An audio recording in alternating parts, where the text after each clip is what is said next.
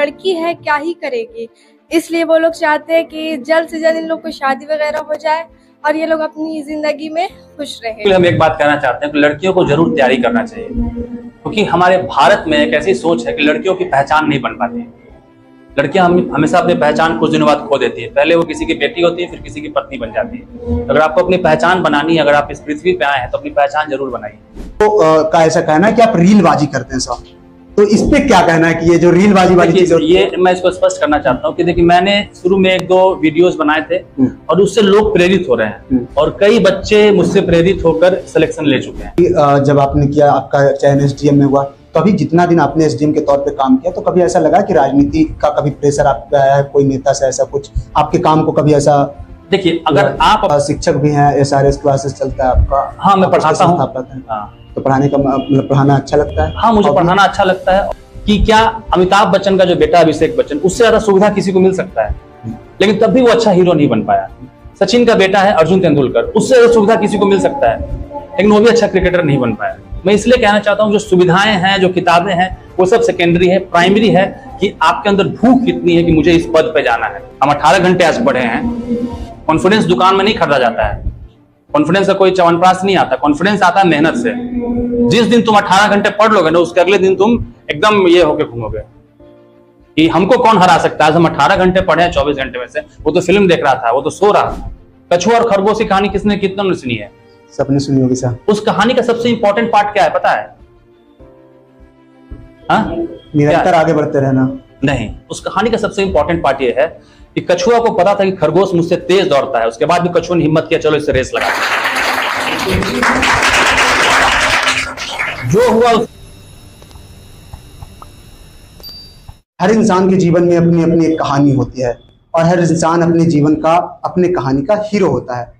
पर कई लोग वो अपने कहानी में सीमित होकर रह जाते हैं, तो कई लोग अपनी मेहनत के बदौलत, अपने मेहनत के बूते समाज में प्रेरणा स्रोत बन जाते हैं। आज के जो हमारे गेस्ट हैं ऐसे ही हैं, शेखपुरा के एसडीएम श्री राहुल सिन्हा।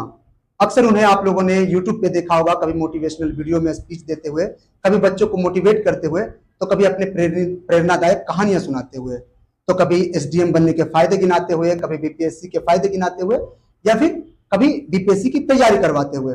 ये सिर्फ एक एसडीएम नहीं है बल्कि शिक्षक भी हैं। तो please welcome Rahul Sinha sir. बहुत बहुत धन्यवाद आपका, इस मंच पे आपने मुझे बुलाया। सर, सबसे पहले जब हमारी टीम आपके बारे में रिसर्च कर रही थी, तब पता लगा कि आपने 12 साल सर पहले नौकरी की, उसके बाद बीपीएससी की तरफ आपका रुझान हुआ। तो आखिर सर, नौकरी करने के बाद लोग सेटल होना सोचते हैं, तो फिर आप बीपीएससी की तरफ आपका रुझान क्यों सर? मैं बताना चाहता हूँ कि जब मैंने अपना ग्रेजुएशन कंप्लीट किया, मैंने इंजीनियरिंग कंप्लीट किया और उसके बाद मैकेनिकल इंजीनियर हूँ, तो एक जगह मेरी नौकरी लगी और वो नौकरी ऐसी थी कि जहाँ प्लास्टिक का फर्नेस में प्लास्टिक के पार्ट बनाए जाते हैं। जैसे कि आपने देखा होगा टाटा के जो ट्रक्स होते हैं, उसके आगे के जो वो बनाए जाते हैं बम्पर, तो वहाँ 70 डिग्री टेम्परेचर हुआ करता था और 70 डिग्री टेम्परेचर में हम लोग खड़े होकर काम करते थे। तो मैंने जब कुछ दिन काम किया तो मुझे एहसास हुआ कि नहीं यार, ये जीवन नहीं हो सकता है, क्योंकि आप 10 मिनट में पूरा कपड़ा आपका पसीने से भीग जाता था और रात को जब घर लौटते तो लगता था बुखार लग गया। तो जब मैंने अपने सबसे चर्चा किया कि यार ये तो बड़ा कठिन जीवन है, कॉलेज तक तो हम लोग पढ़ाई कर रहे हैं, तब तक तो सब कुछ अच्छा लगता है, जब अपने पैरों पे खड़े हुए तो मुझे लगा कि नहीं यार, ये जीवन नहीं। सबने समझाया कि नहीं यार, यही जीवन है, यही सच्चाई है, यही रियलिटी है, तुमको ऐसे ही जीना है। लेकिन मैंने अपने अंदर ये ठाना कि नहीं, मुझे अपना जीवन बदलना है, मैं इस जीवन को नहीं जी सकता हूँ। और कई किताबें मैंने पढ़ी थी, उसमें था कि जब तक आप अपने हिसाब से अपना जीवन नहीं जीते हैं ना, वो जीवन सही नहीं।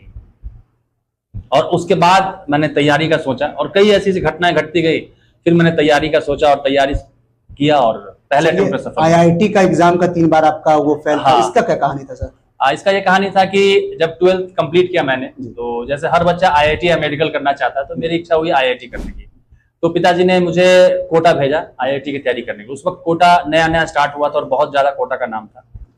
और पहला अटेम्प्ट मेरा नहीं हुआ, दूसरा अटेम्प्ट नहीं हुआ, तीसरा अटेम्प्ट नहीं हुआ। और उसी वक्त मुझे रियलाइज होने लगा कि नहीं यार, मैं पढ़ने में कमजोर हूँ और मेरी बुद्धि थोड़ी कमजोर है। जैसे कई लोग नहीं बोलते कि मंद बुद्धि हो, मेरे 10th में मात्र 52% मार्क्स है। और धीरे धीरे करके हमारे अंदर ही वो बनने लगता है कि नहीं यार, मैं कमजोर हूँ, मैं नहीं कर सकता हूँ, मैं ये नहीं कर सकता हूँ और मैं औसत जीवन जीने के लिए बना हूं। तो वो धीरे धीरे मेरे दिमाग में वो चीज बस गया था। तो 3 बार आईआईटी में फेल, उसके बाद फिर बीपीएससी, तो फेल होने के बाद इतना आत्मविश्वास कैसे कि फिर फेल होने के बाद बावजूद, और आईआईटी में ऐसा क्या था कि आपने बीपीएससी का एग्जाम निकाल लिया लेकिन आईआईटी का आपसे नहीं हो पाया, क्या था ये पूरा? आईआईटी का एग्जाम इसलिए नहीं निकल पाया क्योंकि उस वक्त मुझे लगा कि मेरे पिताजी ने मुझे भेजा है तैयारी करने के लिए, और इस एग्जाम को अगर नहीं हुआ तो मेरे जीवन पे क्या फर्क पड़ेगा। उस वक्त उतनी मेरी मैच्योरिटी नहीं थी, सोच नहीं थी। जैसे हर स्टूडेंट तैयारी करता है, मैं भी तैयारी कर रहा था, तो उतना सीरियसनेस नहीं था। पढ़ रहा था, एग्जाम दे रहा था, उस वक्त फिल्में भी देखने जाता था, दोस्त का बर्थडे भी मना रहा था, सब कुछ कर रहा था। जो जीवन में अगर आप सब कुछ करते हुए तैयारी कीजिएगा ना तो आपका नहीं होगा सफलता, आपको नहीं मिलेगा सक्सेस, ये प्रूवन है। तो आईआईटी के समय मेरे अंदर वो भूख नहीं थी कि मुझे आईआईटीएन बनना है, लेकिन जब बीपीएससी की तैयारी कर रहा था तो मुझे लगा कि मेरे ये आखिरी अटेम्प्ट है। अगर अब मेरा सिलेक्शन नहीं हुआ ना तो फिर मुझे उसी जीवन में वापस जाना पड़ेगा जिस जीवन में मेरा हर दिन दम घुटता है। तो मैंने उस इंटेंसिटी से तैयारी किया। तो जैसा पता लगा था कि आपकी शादी हो गई थी, उसके बाद आपने बीपीएससी का तैयारी किया, तो ये मैनेज करना और वो भी काम करते हुए मैनेज करना, पढ़ाई का मैनेजमेंट, क्योंकि यहाँ जितने बच्चे बैठे हैं उनका मेजर क्वेश्चन यही है कि उन्हें पढ़ाई में मन नहीं लगता है। तो ये टाइम मैनेजमेंट कैसे आपने किया सर? देखिए, पढ़ाई में मन नहीं लगता तो मैं बच्चों को यही बताना चाहूंगा कि देखिए, मन लगना नहीं लगने की सबसे इंपॉर्टेंट चीज है कि अभी एक फिल्म आई थी छावा, उसमें बताया गया कि पुणे में एक जगह सोना गड़ा हुआ है और उसी दिन रात में लोग पहुंच गए, घर का बर्तन लेके खुदाई कर रहे थे और सोना निकाल रहे थे। तब उनको नहीं मिला कि मुझे कहां से फावड़ा मिलेगा, कहां से क्या मिलेगा, क्योंकि आपको पता है कि अगर आपको सोना मिल गया तो आपको करोड़ों की संपत्ति मिलने वाली है। तो हमें यह नहीं पता कि पढ़ाई हमें क्या देने वाला है। जो बच्चे हैं इनको ये नहीं पता कि पढ़ाई इनके जीवन में क्या फर्क लेके आएगा। आपको ये नहीं पता कि पढ़ाई से आपका पूरा जनरेशन बदल जाता है। मैं एक मिडिल क्लास से भी मैं एजुकेशन लोन लेके मैंने पढ़ाई किया है। मैं मिडिल क्लास से भी नीचे वाले फैमिली से बिलोंग करता था और आज यहाँ पे हूँ सिर्फ उन किताबों के बदौलत हूँ कि जिन किताबों को पढ़कर मैं पास हुआ हूँ और इस पद पे आया हूँ। तो पढ़ाई बहुत इंपॉर्टेंट है जीवन में। अगर आपके पिताजी उद्योगपति हैं, बहुत बड़ा बिजनेस है, तो कोई फर्क नहीं पड़ता है, आप पढ़िए चाहे नहीं पढ़िए। लेकिन अगर आपके माता पिता भी एक मध्यम वर्ग परिवार से आते हैं और आप अपना जीवन और अपने माता पिता को वो सुख देना चाहते हैं, वो खुशी देना चाहते हैं जिन्होंने जो अपने बच्चे से लगाए हैं, तो सिर्फ पढ़ाई के बदौलत हो सकता है और कोई चीज नहीं है। आपने बताया कि जब आपके जीवन में सफलताएं आती तो आपका जीवन बिल्कुल बदल जाता है। तो बीपीएससी के पहले का जो जीवन था और बीपीएससी के बाद अचानक क्या क्या चीजें बदली? देखिए, बीपीएससी से पहले मैंने बताया था कि मैं एक नौकरी करता था। हाँ। एक प्राइवेट नौकरी था पहले, और उस नौकरी में मेरी सैलरी बहुत कम थी और मैं बेंगलोर में था। शादी के बाद और बिल्कुल सिचुएशन ऐसा हो चुका था कि जितनी सैलरी मिलती थी वो मंथ के पहले खत्म हो जाती थी। सेविंग तो दूर की चीज है। और इसी बीच मैंने एक मोटरसाइकिल खरीदा था वहां पे ईएमआई पे, और उसका ईएमआई 5,000 कटता था। और वो 5,000 मुझे इतना दुख लगता था कि क्यों मैंने मोटरसाइकिल ले लिया कि 5,000 रुपए नहीं दे पा रहा हूँ। उस स्थिति से आज इस स्थिति में हूँ कि कम से कम अपने परिवार के साथ एक अच्छे आवास में और एक अच्छा लाइफस्टाइल जी सकता हूँ। तो अभी जो बीपीएससी की तैयारी कर रहे हैं जो भी छात्र, तो उन्हें क्या सजेशन, मतलब कौन कौन सी किताबें पढ़े हैं? क्योंकि ये जो शो कर रहे हैं सर, ये प्रॉपर करियर एडवाइस के लिए, तो कौन कौन सी किताबें पढ़े हैं? मेरा एडवाइस सबको यही है कि किताबें और कोचिंग और जो भी सुविधाएं हैं वो सब सेकेंडरी हैं। एक छोटा सा एग्जांपल देना चाहता हूं कि क्या अमिताभ बच्चन का जो बेटा अभिषेक बच्चन, उससे ज्यादा सुविधा किसी को मिल सकता है, लेकिन तब भी वो अच्छा हीरो नहीं बन पाया। सचिन का बेटा है अर्जुन तेंदुलकर, उससे ज्यादा सुविधा किसी को मिल सकता है, लेकिन वो भी अच्छा क्रिकेटर नहीं बन पाया। मैं इसलिए कहना चाहता हूं जो सुविधाएं हैं, जो किताबें हैं, वो सब सेकेंडरी है। प्राइमरी है कि आपके अंदर भूख कितनी है कि मुझे इस पद पे जाना है। मेरे अंदर वो एक घटना घटी मुझे जीवन में, और मैं ये प्रूफ करना चाहता था अपने दुनिया की नजर में कि मेरे माता पिता जो हैं उन्होंने एक अच्छे संतान को पैदा किया है और मैं उनको गर्वान्वित महसूस कराऊंगा समाज में। मेरे अंदर वो भूख थी कि मैं अपने माता पिता का जो सर है वो गर्व से ऊंचा करूंगा, वो समाज में कहीं जाए तो लोग उनको इज्जत भरी नजरों से देखें। वो मेरे अंदर था और इसलिए मैंने इस मुकाम को एक अटेम्प्ट में हासिल किया। बीपीएससी जब आपने किया, आपका चयन एसडीएम में हुआ, तो अभी जितना दिन आपने एसडीएम के तौर पे काम किया, तो कभी ऐसा लगा कि राजनीति का कभी प्रेशर आप पे आया है, कोई नेता से ऐसा कुछ आपके काम को कभी ऐसा? देखिए, अगर आप अपने काम में ऑनेस्ट हैं तो आप पे कोई दबाव नहीं है, कोई प्रेशर नहीं, आप हर जगह। लेकिन आपके अगर काम में ऑनेस्टी नहीं है तो आपको हर जगह दबाव महसूस होगा, हर जगह प्रेशर महसूस होगा। तो मैं अपने काम को बहुत ऑनेस्टली करता हूँ, मैं अपने काम को बहुत एंजॉय से करता हूँ। मैं चाहता हूँ कि अगर मुझे ईश्वर ने इस पद पे लेके आया है तो जितना मेरे इस पद से लोगों का भला हो सके मैं उस भला को। सर, मैंने फेसबुक पे एक पोस्ट डाला था कि अगर आपके कोई सवाल है तो आप बताएं, अगर एसडीएम राहुल सिन्हा सर से आपसे पूछना है। तो एक मोस्टली जो सवाल था वो ये, ऐसे तो ये औचित्य नहीं बनता लेकिन पूछना शायद जरूरी भी है क्योंकि आप एक सरकारी ऑफिसर हैं। तो एसआईआर जो बिहार में, इसको लेकर के बड़ा भ्रांति है इनमें कौन कौन से डॉक्यूमेंट्स लग रहे हैं और क्या है, मतलब कौन कौन से डॉक्यूमेंट देने पे आपका ये वोटर वेरिफिकेशन? देखिए, SIR जो है ये विशेष गहन पुनरीक्षण होता है। जिन लोगों का भी नाम से वोटर कार्ड बना हुआ है उन लोगों का सत्यापन किया जा रहा है कि वो भारत के नागरिक होने का प्रमाण दें। तो उसके लिए 11 प्रकार के डॉक्यूमेंट हैं। उसमें कई डॉक्यूमेंट हैं, जैसे कि आपको 10th का मार्कशीट है, आपके पास पासपोर्ट है, आपके पास जमीन का कागज है, आपका आवासीय है, जातीय है, इस तरह के कई कागज हैं। वो आप डॉक्यूमेंट्स देंगे और आपका जो एक तरह से सत्यापन हो जाएगा कि आप भारत के नागरिक हैं। तो ये बहुत कठिन नहीं है और हमारे शेखपुरा जिले में बहुत इसको अच्छे से किया गया है और लगभग अभी 95% लोगों का फॉर्म वापस आ चुका है और उनका नाम फिर से उसमें वोटर लिस्ट में आ गया। आपके मैंने कई वीडियोस देखे सर आपके यूट्यूब चैनल पे, तो आप पे कुछ लोगों का ऐसा कहना है कि आप रीलबाजी करते हैं सर, तो इस पे क्या कहना है कि ये जो रीलबाजी वाली चीज होती है? ये मैं इसको स्पष्ट करना चाहता हूँ कि देखिए, मैंने शुरू में 1-2 वीडियोस बनाए थे और उससे लोग प्रेरित हो रहे हैं और कई बच्चे मुझसे प्रेरित होकर सिलेक्शन ले चुके हैं। तो मुझे इससे प्रोत्साहन मिलता है कि अगर मुझसे देख कर कोई अगर प्रोत्साहित हो रहा है, क्योंकि कई लोगों को लगता है कि BPSC बहुत बड़ा एग्जाम है, इसके लिए बहुत आपको विद्वान होना पड़ेगा, इसको आपको बचपन से टॉपर होना पड़ेगा। तो मैं अपने वीडियोस के माध्यम से लोगों में यही सूचना देना चाहता हूँ, लोगों को यही बताना चाहता हूँ कि ये हर कोई कर सकता है और इसके लिए कोई विद्वान होने की जरूरत नहीं। जैसे मैंने कहा, मेरे 10th में मात्र 52% मार्क्स थे, उसके बाद मैंने 10 साल नौकरी की, 12 साल नौकरी की और उसके बाद इस एग्जाम को निकाला है। तो ये एग्जाम ऐसा नहीं है कि असंभव है। तो मैं अपने वीडियो के माध्यम से लोगों को प्रेरित करना चाहता हूं कि आप अपने जीवन को बदलिए। आप जहां हैं वहां से अगर आप नाखुश हैं तो कोशिश कीजिए अपनी परिस्थितियों को बदलने के लिए। तो ये संदेश मैं अपने वीडियो के माध्यम से। आप शिक्षक भी हैं, SRS क्लासेस चलता है आपका? हाँ, मैं पढ़ाता हूँ। तो पढ़ाने का मतलब पढ़ाना अच्छा लगता है? हाँ, मुझे पढ़ाना अच्छा लगता है और क्योंकि मैंने इतना पढ़ा उस वक्त कि मुझे लगा कि और लोगों को अगर मैं अपना संदेश दे सकूं और लोगों को मैं पढ़ा सकूं अपने माध्यम से, अपना नॉलेज शेयर कर सकूं, तो उससे बड़ी और क्या बात होगी। सर फिल्में देखते हैं आप? हाँ, फिल्में देखता हूँ। कोई पसंदीदा फिल्म? एक है मेरी महेंद्र सिंह धोनी पे जो आई थी फिल्म, वो मुझे बहुत पसंद है फिल्म, क्योंकि उसमें ऐसा कुछ दिखाया गया है कि महेंद्र सिंह धोनी अपने क्रिकेट का सपना पूरा करने के लिए इतना बड़ा सेक्रीफाइस देते हैं और इतना स्ट्रगल करते हैं। तो मैं उस फिल्म से बहुत प्रेरित हूँ। ऑडियंस से मैं सवाल लेना चाहूंगा, माइक दीजिए उनको। ऑडियंस को ओपन है, उसमें ब्लू लाइट जल रहा है। हाँ, तो माइक दीजिए उनको। आप में से किन्हीं का सवाल है तो आप हाथ उठाएं और माइक देगा जाकर। आप में से किन्हीं का सवाल है तो आप हाथ उठाएं। सबके मन में सवाल है, डरो नहीं, बिल्कुल पूछो सवाल। हाँ सर, जैसे मुझे BPSC का प्रिपरेशन करना है तो मैं 11th में कौन सा सब्जेक्ट? देखो, UPSC के तैयारी में 2 भाग होते हैं। एक होता है GS, जनरल स्टडीज। जनरल नाम ही है जनरल, तो उसमें आपको history, geography, polity, economic, science पूछा जाता है। उसके लिए आपका ग्रेजुएशन का सब्जेक्ट उससे कोई मतलब नहीं रहता है। एक होता है ऑप्शनल।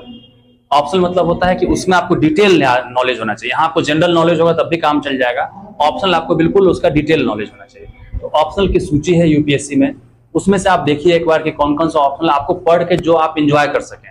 क्योंकि आपको पढ़ाई अगर आप हेडेक लेके, बर्डन लेके करेंगे कि यार मुझे पढ़ना है तो नहीं पढ़ पाएंगे। आप सब्जेक्ट को एंजॉय कीजिए। जैसे मैंने जब पढ़ा तो मैं सब्जेक्ट को, जैसे ज्योग्राफी जब पढ़ रहे हैं तो हमारे यहाँ बारिश क्यों होती है, हम क्यों बोलते हैं कि शेखपुरा में प्याज ज्यादा अच्छा होता है, क्यों हमारे शेखपुरा में पहाड़ है और कहीं और पहाड़ नहीं है।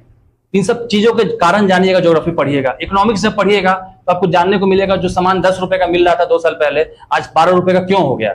सरकार क्यों नहीं नोट छाप दे रही है कि सबके पास नोट आ जाए। ऐसा भी तो कर सकती है, गरीबी जो है, सरकार क्यों नहीं नोट छाप दे रही है बहुत सारा। तो इकोनॉमिक्स में ये पढ़िएगा। पॉलिटी में आप ये पढ़िएगा कि अभी मान लीजिए जब लोग बाहर प्रचार कर रहे हैं चुनाव का, तो चुनाव क्यों होते हैं, जो चुनाव चुन के जाते हैं वो क्या काम करते हैं। तो इस तरह से इंटरेस्ट लाके पढ़िएगा कि मुझे ये चीज जानना है, तो आपको मजा आएगा, उस जर्नी को आप एंजॉय कीजिएगा। और आप जानिएगा कि नहीं मुझे रटना है, पढ़ना है, कितना रटना है। सर, कई स्टूडेंट्स मुझसे पूछने आते हैं कि सर एक किताब पढ़ने से हो जाएगा, सर आज ये 2 चीज छोड़ दे तो हो जाएगा, 5 चीज छोड़ दे तो हो जाएगा। अगर वो सोच लेके चलिएगा तो ये जर्नी आपकी बहुत लंबी हो जाएगी। 10 साल तक तैयारी करते रहिएगा और आप इंजॉय करते हो कि मुझे सीखना है। हिस्ट्री से हमें क्या सीखने को मिलता है? हिस्ट्री से हमें यह सीखने को मिलता है कि हमारे यहाँ कैसे अंग्रेज आए, कैसे उन्होंने क्या किया, और उसका जो छाप है आज हम देखते हैं समाज में। अंग्रेजों ने 200 साल तक राज किया भारत पे, तो उन्होंने ऐसा क्या क्या कदम उठाया जिसके कारण आज आप जब हिस्ट्री पढ़िएगा तो आप रिलेट कर पाइएगा कि वो ये चीज ऐसा है, हिस्ट्री में अंग्रेजों ने उस वक्त ऐसा किया था। 1813 में अंग्रेज ने ये काम किया था जो आज हम लोग 2025 में उस काम को देख रहे हैं, झलक देख रहे हैं। तो इस तरह से चीजों को एंजॉय करके, रिलेट करके पढ़िएगा तो आपको मजा आएगा। और जहां तक सब्जेक्ट, जो आपने पहला मूल सवाल पूछा सब्जेक्ट क्या ले, तो ऑप्शनल का एक होता है लिस्ट। 11th 12th में आप अच्छे से जो सब्जेक्ट आपका क्या है, आपका बैकग्राउंड उसमें साइंस कॉमर्स क्या है? मैथ अच्छा। हाँ मैथ नहीं अच्छा। आपने 11th में क्या लिया है? अभी 10th में है। अभी 10th में है तो साइंस लीजिए, साइंस से आपको फायदा होगा। या आर्ट्स में से हिस्ट्री ज्योग्राफी में से कोई एक ले लीजिए, ठीक है। मैं मैकेनिकल इंजीनियर हूँ, साइंस बैकग्राउंड है, उसके बाद मैंने फिलोसफी से निकाला है इसको, बीपीएससी को। और फिलोसफी मैंने इसलिए लिया था कि मुझे नया एक चीज सीखना था। मैंने सोचा मैं साइंस पढ़ चुका हूँ, आर्ट्स हिस्ट्री ज्योग्राफी पढ़ चुका हूँ, तो कुछ ऐसा नया चीज सीखूं, तो मैंने फिलोसफी लिया और मैंने फिलोसफी को एंजॉय भी किया पढ़ के। जैसे हम किसी गोल को फेस कब नहीं कर पाते, जब भीड़ देखते हैं तो हम भीड़ के कारण डर जाते हैं कहीं जाते हैं, तो ऐसा कैसे इससे दूर हो? देखो भीड़ से डरना, वो तुम्हें अपने अंदर से ये चीज कम निकालना पड़ेगा कि भीड़ क्या करेगी। जब भी कोई चीज से हम डरते हैं, जैसे मुझे भी कभी कभी कोई चीज से घबराहट होता है, डर होता है, तो उसका एंड रिजल्ट सोचो कि भीड़ के पास में चला गया, भीड़ तुम्हें थोड़ी मारेगी, तुम क्या ऐसा किया भीड़ तुम्हें पकड़ के पीटेगी, मारेगी। किसी भी चीज का तुम अंतिम सोच लो कि मुझे अंतिम इससे ये नुकसान होगा, तो तुम आज नहीं डरोगे। तुम्हें लगता है भीड़ के पास जाएंगे तो भीड़ क्या करेगी तुम्हारे साथ? कोई एग्जाम में जाते हैं या कोई कंपटीशन में तो भीड़ देखकर डर जाते हैं। वो जो कितने लोग आए हुए हैं, हाँ कि कंपटीशन का जो कंपटीशन का इतना भीड़ है, हाँ। नहीं वो ध्यान दोगे तो कभी नहीं कर पाओगे। एक नेपोलियन की कहानी सुनाना चाहता हूँ। नेपोलियन जब भी अटैक करते थे किसी देश पे ना, तो बोलते थे कि ये जो देश है ना, जिससे हमारा युद्ध होने जा रहा है, ये बहुत ही कमजोर देश है, और इसके पहले हमने जो युद्ध लड़ा था ना, उससे ये 10 गुना कमजोर है। और उनकी आर्मी को लगता था कि हाँ ये तो 10 गुना कमजोर है। और आपका माइंड सेट सब कुछ है। एक और छोटा सा कहानी सुनाऊंगा। क्रिकेट कितने लोग देखते हैं? ऑस्ट्रेलिया साउथ अफ्रीका का मैच हुआ था, उसमें ऑस्ट्रेलिया ने 434 रन बना दिए थे 50 ओवर के मैच में। और साउथ अफ्रीका के जो कोच थे, उन्होंने अपने बायोग्राफी में इस चीज को लिखा है कि जब साउथ अफ्रीका की बैटिंग आई तो उन्होंने जाके पिच को देखा, बोला कि पिच तो 500 रन बनने लायक था और ऑस्ट्रेलिया ने 434 ही बनाए हैं, 60 रन कम बनाया है, तो हम आसानी से मैच को जीत सकते हैं। और साउथ अफ्रीका उसी माइंडसेट के साथ उतरी कि इस पे तो 500 रन बनने थे, मात्र 434 रन बने हैं। और उन्होंने बोला कि ऐसा कुछ भी नहीं था। 434 ऑस्ट्रेलिया ने बनाया और 435 रन बना के साउथ अफ्रीका उस मैच को जीत गई। तो आपका माइंडसेट सब कुछ है। कछुआ और खरगोश की कहानी किसने कितना सुनी है? सबने सुनी होगी सर। उस कहानी का सबसे इंपॉर्टेंट पार्ट क्या है पता है? निरंतर आगे बढ़ते रहना। नहीं, उस कहानी का सबसे इंपॉर्टेंट पार्ट ये है कि कछुआ को पता था कि खरगोश मुझसे तेज दौड़ता है, उसके बाद भी कछुआ ने हिम्मत किया चलो इससे रेस लगा। जो हुआ उसके बाद हुआ, जो होना था उसके बाद हुआ, लेकिन कछुआ ने हिम्मत तो किया। तुम बोल रहे हो ना भीड़ देख के हम डर जाते हैं, बोले तुम हिम्मत तो करो, तुमसे सब तेज होंगे। हम बैंगलोर में रह के तैयारी किए बीपीएससी की, जहां कोई कोचिंग नहीं था, आज तक कोई कोचिंग नहीं ज्वाइन किए, वहां कोई किताब नहीं मिलता था बीपीएससी का, और हमको पता भी नहीं था। हम जब तैयारी कर रहे थे हमको पता नहीं था मेरा तैयारी का स्टैंडर्ड क्या है, लेवल क्या है। हमको लगता था कि यार दिल्ली में पटना में रह के लोग तैयारी कर रहे हैं, 24 घंटे पढ़ते होंगे किताब, ग्रुप में पढ़ते होंगे, ग्रुप में डिस्कशन करते होंगे, हम तो अकेले वहां पढ़े हुए हैं बैंगलोर में। उनका नॉलेज कितना होगा? 5 अटेम्प्ट दिए हैं, 10 अटेम्प्ट दिए हैं, हम तो पहली बार पढ़ रहे हैं। लेकिन हमको ये अपने पे भरोसा रख के एग्जाम दिए और मेरा सबसे टॉप रैंक आया। और हम उस भीड़ के साथ चले जाते तो हमको लगता है कि यार ये इतना पढ़ रहा है, वो उतना पढ़ रहा है। हमको मन में हमेशा डाउट आता था कि यार हम अकेले हैं, वहां पटना में सब ग्रुप में पढ़ते होंगे, कोचिंग में टीचर आके पढ़ाता होगा, समझाता होगा, कुछ नया टिप्स देता होगा, ट्रिक देता होगा याद करने का। तो वैसा कुछ नहीं होता है। तुम अपने पहले कॉन्फिडेंस लाने का बेस्ट तरीका क्या है? तुम मेहनत करो। जिस दिन तुम 24 घंटे में से 18 घंटे पढ़ लोगे ना, उससे अगले दिन तुम्हारे अंदर कॉन्फिडेंस आ जाएगा, यार हमको कौन हराएगा। हम 18 घंटे आज पढ़े हैं। कॉन्फिडेंस दुकान में नहीं खरीदा जाता है, कॉन्फिडेंस का कोई च्यवनप्राश नहीं आता, कॉन्फिडेंस आता है मेहनत से। जिस दिन तुम 18 घंटे पढ़ लोगे ना, उसके अगले दिन तुम एकदम ये होके घूमोगे कि हमको कौन हरा सकता है। आज हम 18 घंटे पढ़े हैं 24 घंटे में से। वो तो फिल्म देख रहा था, वो तो सो रहा था। और सर मेरा भी कुछ जैसे ख्वाब है, लेकिन मेरा बैकग्राउंड इतना सही नहीं है जिसकी वजह से हम कर सके अकेले। मतलब मेरे पापा ही एक है और करने वाले, और मेरे भाई लोग छोटे हैं, तो इस वजह से मतलब घर में बड़ी बहन भी है, और पापा को लगता है कि जैसे कि लड़की है क्या ही करेगी, इसलिए वो लोग चाहते हैं कि जल्द से जल्द इन लोग को शादी वगैरह हो जाए और ये लोग अपनी जिंदगी में खुश रहे। लेकिन अपना भी कुछ चाहत होता है करने का, और जो कि मेरे अंदर है, लेकिन घर वाले ऐसे बोलते हैं तो ये लोग हमको मेरा हिम्मत तोड़ दे रहे, तो हम क्या ही करेंगे। देखिए लड़कियों के लिए हम एक बात कहना चाहते हैं कि लड़कियों को जरूर तैयारी करना चाहिए, क्योंकि हमारे भारत में एक ऐसी सोच है कि लड़कियों की पहचान नहीं बन पाती। लड़कियां हमेशा अपनी पहचान कुछ दिनों बाद खो देती है। पहले वो किसी की बेटी होती है, फिर किसी की पत्नी बन जाती है। अगर आपको अपनी पहचान बनानी है, अगर आप इस पृथ्वी पे आए हैं तो अपनी पहचान जरूर बनाइए। तो पहचान बनाने के लिए आपको पद चाहिए और दूसरा कुछ नहीं चाहिए। आप कितने जिले में, यहाँ इसके पहले एक डीएम थी, जानते हैं? हाँ जय प्रियदर्शनी मैडम, जी। उसके पहले थी इनायत मैम। हाँ इनायत में। तो वो अपनी पहचान बनाई ना, आज उनके नाम से लोग जानता है ना, उनके हस्बैंड का नाम से जानते हैं, उनके अपने कर्मों से जानते हैं। और वो पद पे कैसे पहुंचे? पढ़ाई करके। तो सबके लाइफ में परेशानियां आती हैं, सबके लाइफ में मुसीबत होती है। आप पहले परेशानी और मुसीबत से अपना दिमाग हटाइए, इधर फोकस कीजिए। जैसे कैमरा लगा है, कैमरा में फोकस दीवार पे कर दें तो उनको दीवार ही दिखेगा, कैमरा को। कैमरा मेरे मुंह फोकस करें तब हम दिखेंगे। वैसे अगर आपके जीवन में अगर आप सिर्फ परेशानियों पे फोकस करेंगे कि ये परेशानी है, वो परेशानी है, ये समस्या है, वो समस्या, सिर्फ समस्या दिखेगा। आपको सिर्फ पढ़ाई करना है, आप पढ़ाई कीजिए और जितना आप मेहनत कीजिएगा ना, चीजें बदलती जाएंगी। शाहरुख खान की एक बहुत अच्छी लाइन है कि किसी भी चीज को अगर पूरे दिल से चाहो तो पूरी कायनात तो उसको तुमसे मिलाने के पीछे पड़ा है।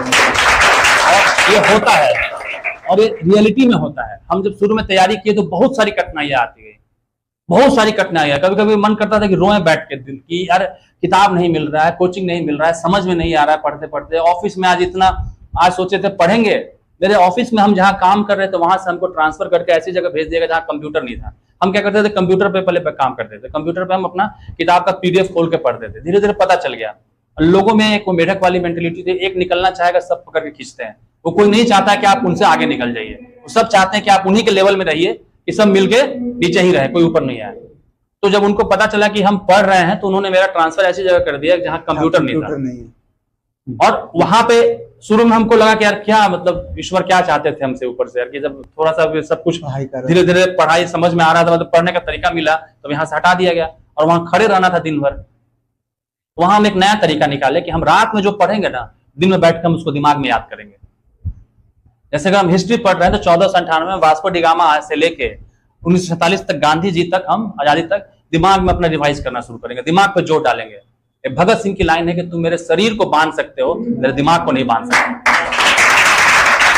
तो आपके शरीर को कोई भी बांध सकता है कि आप लड़की हैं, ये हैं, वो हैं, आपके दिमाग को कोई नहीं बांध सकता है। तो अपने दिमाग से मेहनत कीजिए, पढ़िए, पहले खुद से तो ईमानदार बनिए, पहले खुद से तो रील देखना बंद कीजिए। आज का जो भी यूथ है सब दिन में 4 घंटा 5 घंटा रील देख रहा है लोग। तो पहले जब आप अपने से ईमानदार नहीं हैं तो कैसे उम्मीद करते हैं कि ऊपर वाला आपके लिए कुछ करेगा? बस में लिखा था ना, पहले यात्री अपने सामान की स्वयं वो करे सुरक्षा। तो पहले आप तो पहले ऑनेस्ट बनिए अपने आप से। आप कितने घंटे पढ़िए आज? तो फिर तो आप पहले पढ़िए, तो आप सिर्फ सपना देखिएगा और कदम नहीं निकालिएगा तो कैसे सपना पूरा होगा? तो पहले आप पढ़ना शुरू कीजिए, देखिए चीजें अपने आप आपके हिसाब से हो जाएंगे। आपके पिताजी खुद बोलेंगे कि नहीं बेटे तुम और इसमें पढ़ो, आगे पढ़ो, ये करो। पहले आप मेहनत कीजिए, ठीक है? आप सर एक बार कोई और किसी का है सवाल? हाँ, एक लास्ट सवाल लेंगे, कोई मेरा भी, ठीक है।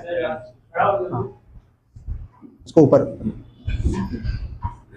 ये क्वेश्चन है कि जैसे मैं पढ़ाई भी करता हूँ, जैसे मेरे सर हैं बबलू सर, वो जानते हैं एजुकेशन भी मेरा ठीक है, और गेम में मैं ताइक्वांडो खेलता हूँ। तो आपके ओपिनियन से मुझे किस में जाना चाहिए, गेम में या फिर एजुकेशन? दोनों फील्ड अच्छा है, जिसमें तुम्हें लगता है कि तुम सफल हो सकते जाओ। हम कभी भी ये नहीं कहते हैं कि आप सिर्फ पढ़ाई के माध्यम से ही अपना जीवन सुधारिए।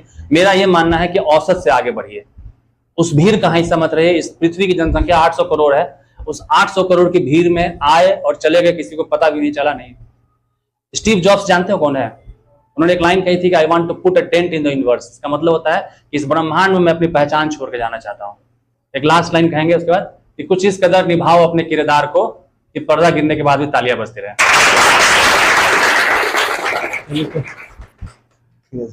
ठीक, धन्यवाद।